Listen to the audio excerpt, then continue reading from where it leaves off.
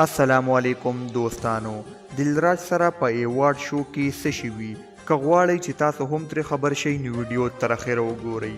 دلراج چې ډیر له ماشومتوب نه یې سندرې ویل شروع کړي او ډیر زیات مینوال هم لري.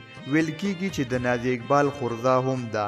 د هغې ټپې د کور می ګوله چې ډیرې مشهورې شوې او خلکو ډیر زیاتې خوښې هم کړې. له هغې وروسته د دلراج ډیر زیات مینوال پیدا شول او دې حد ته ورسېدل چې د ډیرو خلکو اوس د دلراج اواز خوښیږي او د ډیرو پښتو مشهورو فلمونو لپاره هم دلراج سندرې ریکارډ کړي. اوس راځو چې په ایوارډ شو کې دلراج سره څه شوي.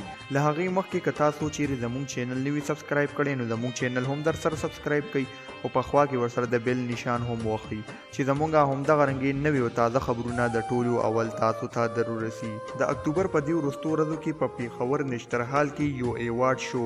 په هغې کې دلراج د پښتو ژبې مشهور شاعر عباسین یوسفزۍ ته ایوارډ ورکوو چې د ایوارډ ورکولو وخت کې د دلراج د جامو لستوڼي ډیر زیات واړه او د ایوارډ ورکولو والا نه پښتنو په دې ګیله کړې وه چې یو خو مو د یو معمولي سندرغاړي په لاس دومره ستر شخصیت ته ایوارډ ورکړو. بل دلراج په داسې جامو کې راغلی وه چې هغې سره داسې جامه اغوستل نه ښایي او نه ورته دارنګې جامه اغوستل پکارو ځکه چې هغه جامې ډیرې لنډې او ډیرې خرابې ښکارېدلې. دوستانو تاسو د دې په باره کې څه ویل غواړئ موږ ته په کمنټ کې ضرور ولیکئ. تر بلې ویډیو هم په لوی الله سپارم. د لوی خدای په امان.